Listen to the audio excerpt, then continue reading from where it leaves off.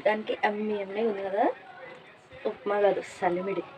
కడుపుతో ఉన్న వాళ్ళకి నార్మల్గా లేడీస్కి అయితే ఫుల్ పిచ్చి, కానీ నాకు ఇష్టం లేదు. మా ఆయనకైతే ఈ సలిమిడి చాలా ఇష్టం. మా ఆయనతో పాటు మా బొడద కూడా చేరిద్ది. తినేది తక్కువ, దీంతో ఉండలు చేసి చపాతీలు చేస్తుంది. వాళ్ళ కోసం ఇది ప్రిపేర్ చేశాను. ఎలా ప్రిపేర్ చేశాను, ఎంత తిప్పలు పడ్డాను, ఫస్ట్ టైం ట్రై చేశా కదా, ఇది ఫెయిల్ అయిందా పాస్ అయిందా మంచిగా వచ్చిందా లేదా వీడియోలో చూడండి. తడి బియ్యం పిండి కోసం ముందు రోజు నైటే మీకు కావాల్సిన బియ్యాన్ని కడిగి నానబెట్టుకోండి.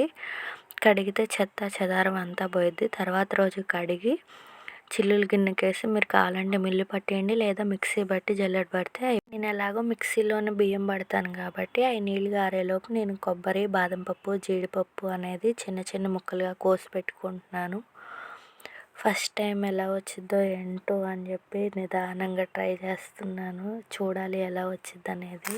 రైస్ ఇవ్వాలని ఆత్రంగా రాత్రి బియ్యం నానబోసాను. అన్నీ కట్ చేసి పెట్టుకున్నా.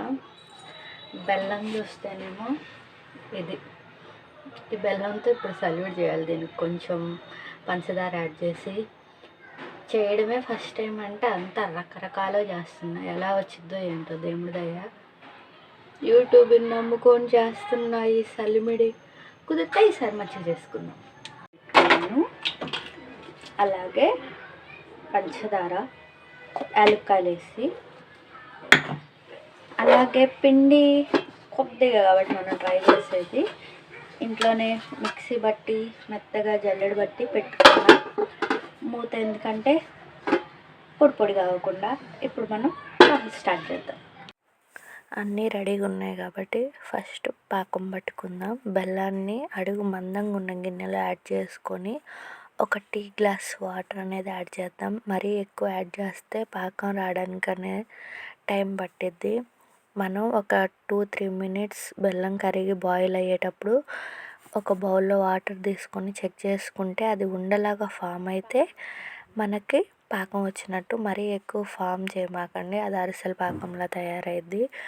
పొయ్యి సిమ్లో పెట్టుకొని ఒక చేత్తో పాకం తిప్పుతూ ఇంకో చేత్తో పిండి అనేది యాడ్ చేయండి. లేదా మీకు ఎవరైనా ఇంట్లో ఉంటే హెల్ప్ తీసుకోండి. ఎవరు లేరు కాబట్టి నేను నా అంతటి నేనే పాకం అనేది ప్రిపేర్ చేసుకుంటున్నాను. పిండి నేనే వేసుకుంటూ నేనే పాకం కలుపుతున్నాను. నిదానంగా యాడ్ చేస్తూ ఉండలు లేకుండా పాకాన్ని అయితే కలపండి.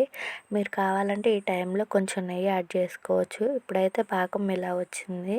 మనం ఇందులోకి ఇప్పుడు డ్రై ఫ్రూట్స్ అనేది యాడ్ చేసుకుందాం. ఇది గందరగోళంలో నేనైతే పంచదార, యాలకుల పౌడర్ అనేది యాడ్ చేయలేదు. ఇప్పుడు నెయ్యిలో కొబ్బరి, బాదం పప్పు, జీడిపప్పు అనేది గోల్డెన్ బ్రౌన్ కలర్ వచ్చేదాకా వేయించండి. మరీ ఎక్కువ వేయించితే మాడినట్టు అనిపిస్తాయి కాబట్టి కొంచెం నెయ్యి ఫ్లేవర్ వచ్చేలాగా చూసుకోండి. లాస్ట్లో నేనైతే ఒక 2 స్పూన్స్ గసాలు కూడా యాడ్ చేస్తున్నాను. వాటిని మరీ ఎక్కువ వేగనీయమాకండి. ఇప్పుడు డ్రై ఫ్రూట్స్ అన్నీ పాకంలో వేసి కలిపేసుకుందాం. ఫస్ట్ టైం కాబట్టి నాకేం అర్థం కావట్లేదు, కొంచెం గట్టిగా అనిపిస్తుంది. చూడాలి ఎలా ఉండిద్ది ఏంటి అనేది. అంతా కలుపుకొని ఎలా ఉండిద్దో అనేది చూడాలి. కలుపుతున్నాను, కొంచెం గట్టిగా అనిపిస్తుంది. లాస్ట్కి చేసే సలివిడిలాగే వచ్చింది. కిచడీ ఏం కాలేదు, చాలా కష్టపడ్డా. చూపించాలి మా ఆయనకి ఎలా ఉండదు. ఇది కొంచెం చల్లారేదాకా ఇలా కారిపోతున్నట్టు అనిపించిద్దంట. నాకు డౌట్ ఉంటే మా అత్తయ్యకి ఫోన్ చేసి అడిగా. చూడాలి.